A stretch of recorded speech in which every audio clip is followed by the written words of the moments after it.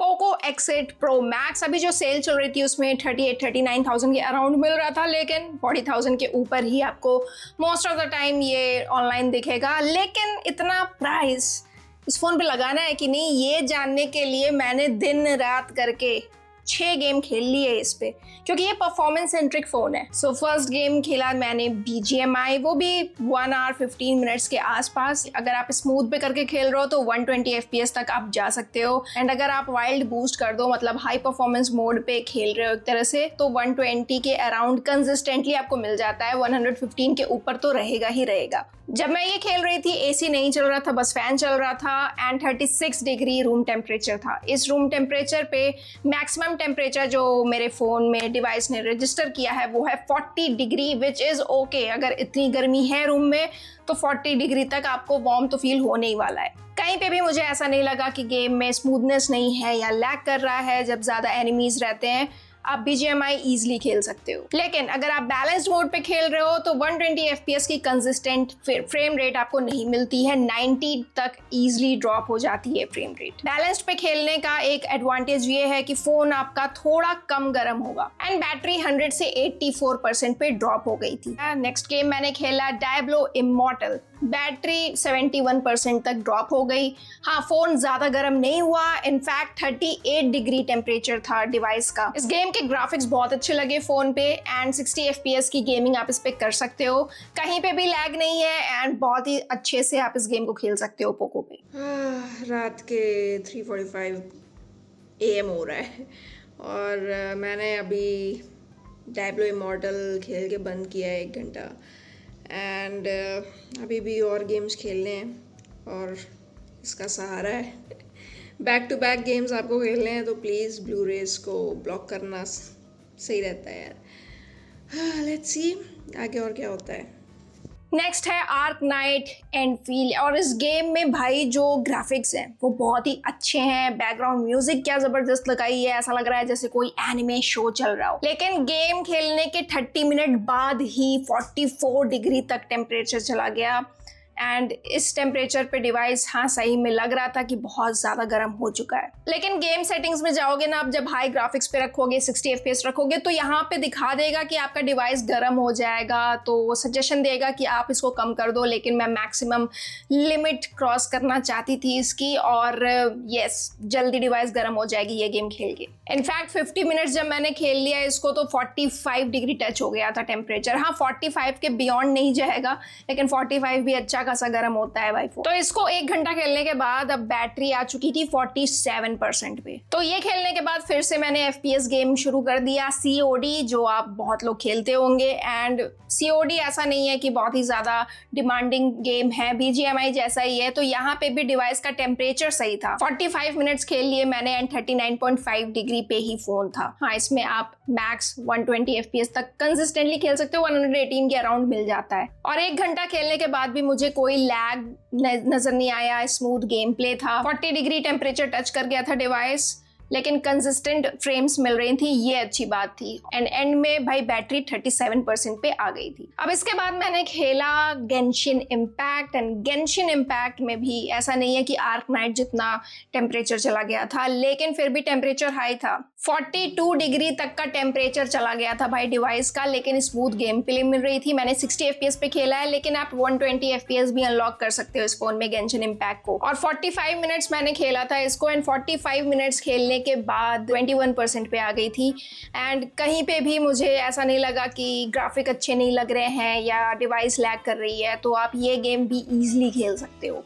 Last में बचता है Wuthering waves, and Wuthering waves को भी मैंने अराउंड 1 आवर खेला है, और गेम के 10-15 मिनट में ही डिवाइस का टेम्परेचर 43 डिग्री तक पहुंच गया था, जो कि बहुत गर्म होता है ये भी। वैसे 45 डिग्री तक अगर डिवाइस का टेम्परेचर चला जाए तो समझ लो बहुत गर्म हो चुका है। उससे पहले तक स्टिल मैनेजेबल लगता है हाथ, लेकिन 30 मिनट्स जब मैंने खेल लिए इस भाई 45.5 डिग्री तक पहुंच गया था। एंड डिवाइस सच में बहुत ज़्यादा गर्म लगता है, क्योंकि ये जो साइड में ना जो फ्रेम है वो मेटल का फ्रेम है, तो अनकंफर्टेबल तो लगता है भाई इतना गर्म जब मेटल हो जाए तो।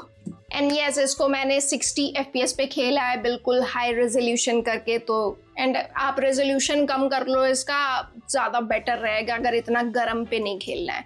ओवरऑल इतने गेम्स खेलने के बाद मैं कहना चाहती हूँ कि भाई ये परफॉर्मेंस सेंट्रिक फ़ोन तो बनाया है पोको ने, क्योंकि थर्मल कूलिंग इस फ़ोन की काफ़ी सही है, मोस्ट ऑफ द टाइम सही रहती है। मीडियाटेक डायमेंसिटी 9500S है एंड अगर आप स्कोर्स वगैरह देखोगे तो वहाँ पे भी आपको अच्छे स्कोर्स मिल जाएंगे। प्रैक्टिकल लाइफ में कहूँ तो आप गेमिंग अच्छे से कर रहे हो, वीडियो एडिटिंग अच्छे से कर रहे हो, ये सारी चीज़ें आपको स्मूथ मिलेंगी। बाकी जो रैम मैनेजमेंट है इज़ ओके, समटाइम्स मुझे लगा कि रिलोड हो जा रहा है, लेकिन मोस्ट ऑफ द टाइम मैं कहूँगी कि यार सही रैम मैनेजमेंट है इसकी। उसके अलावा मैं कहूँगी कि गेमिंग फ़ोन है, लेकिन जो इसमें पोर्ट मिलता है टाइप C 2.0 मिलता है, तो ये याद रखना कि डिस्प्ले आउटपुट आपको नहीं मिलेगा अगर आपको स्ट्रीमिंग वगैरह करनी है तो। और बाकी सबकी मैं बाद में बात करूँगी। कुछ ऐसे पॉइंट्स है फ़ोन के जो मैं कहूँगी कि अच्छे बात है, क्योंकि ये फ़ोन आता है eSIM के साथ, और अगर आप ट्रैवल करते हो ना अब्रॉड तो फिर eSIM का बहुत ही सही यूज़ होता है। और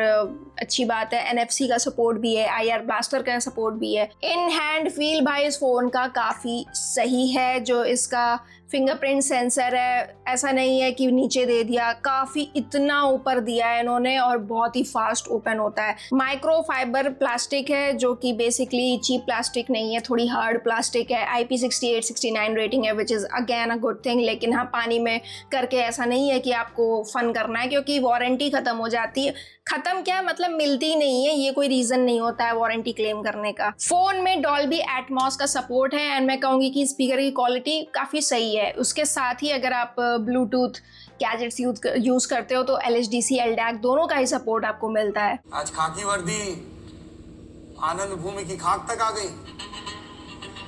और X एक्सिस लीनियर मोटर इन्होंने दी है। अब इससे क्या है भाई कि आप कुछ गेम्स मैंने खेले हैं जिसमें हैप्टिक फीडबैक मिलता है, तो वो वहाँ पे अच्छा लगता है। फिर वॉल्यूम के साथ इंटीग्रेट किया है और इधर उधर किया है। लेकिन जहाँ पे मुझे अच्छा नहीं लगा वो है इसका कीपैड में कई बार होता है कि आप कुछ टाइप करके बैक कर रहे हो, वहाँ पे जो वाइब्रेशन मुझे फील हुई वो उतनी अच्छी नहीं फील हुई। बाकी गेमिंग वगैरह में अच्छा फील हुआ था। अगर मैं बैटरी की बात करूँ तो ये भाई इतने graphic intensive games back to back खेल के क्या हुआ कि 6 घंटे की बैटरी तो निकाल के ही दे रहा था, क्योंकि लास्ट में बस 3% बैटरी बची थी 6 घंटा खेलने के बाद।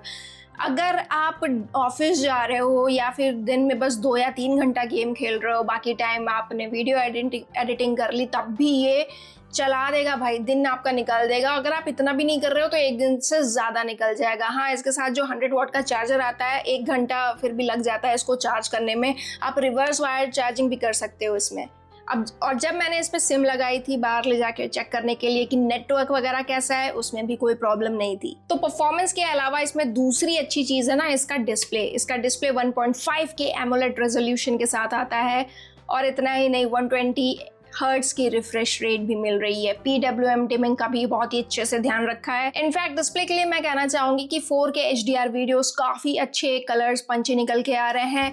एंड साइड से भी अगर आप कंटेंट को देखते हो तो ऐसा नहीं है कि टिंट वगैरह नज़र आ रहा है या क्रश का इशू है, नहीं, ऐसा भी कुछ नहीं है। सबसे पहली बात, सॉफ्टवेयर पे बहुत कुछ है बताने को, लेकिन सबसे पहले मैं वो बताऊंगी जिसने मुझे थोड़ा परेशान किया है। वो है कि कीपैड पे कई बार जैसे होता है कि आप टाइप कर रहे हो, अचानक से कीपैड गायब हो गया, फिर आप लाने की कोशिश करते हो कहाँ गया कीपैड मेरा।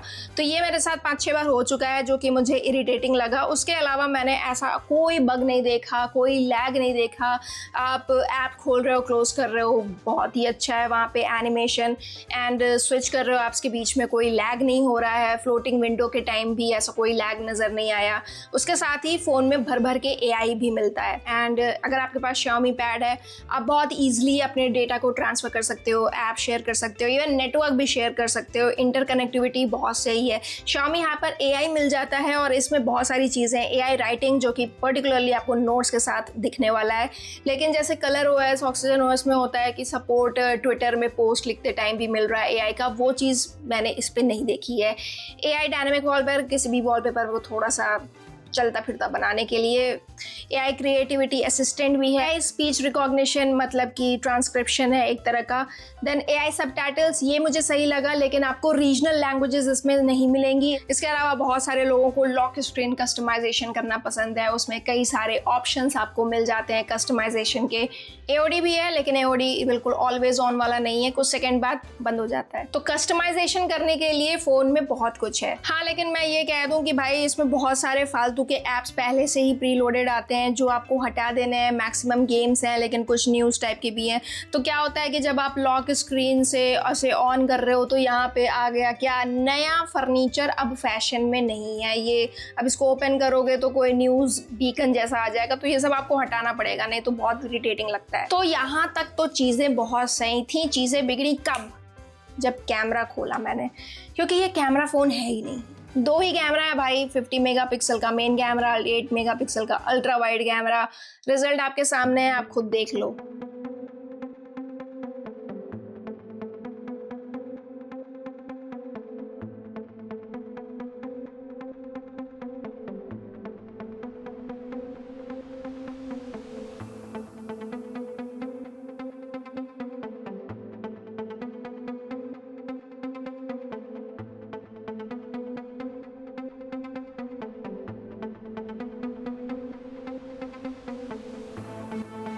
अगर देखो कैमरा ओरिएंटेड या थोड़ा भी कैमरा से लगाव है तो ये फ़ोन तो नहीं लेना चाहिए आपको। लेकिन अगर आपको बस BGMI ही खेलना है, COD ही खेलना है, तब भी ये फ़ोन लेने की ज़रूरत नहीं है। और भी फ़ोन्स आप ले सकते हो। अगर आपको डिफरेंट काइंड ऑफ गेम्स खेलने का शौक है तब आप इसके बारे में सोच सकते हो, साथ में एडिटिंग भी करनी है तो।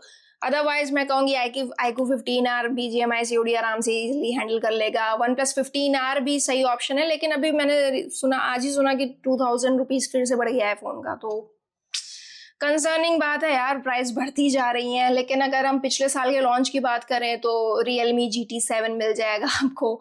बहुत अच्छे अच्छे फ़ोन्स हैं जो आपको बेसिक गेमिंग जो है वो तो करा ही देगा, लेकिन ओवरऑल भी आपको कैमरा भी दे रहे हैं। डिस्प्ले आजकल सारे फ़ोन अच्छे ही देते हैं देखो। सो इस तरह के वीडियो मैं बनाती रहती हूँ, पसंद आ जाए तो सब्सक्राइब कर लेना।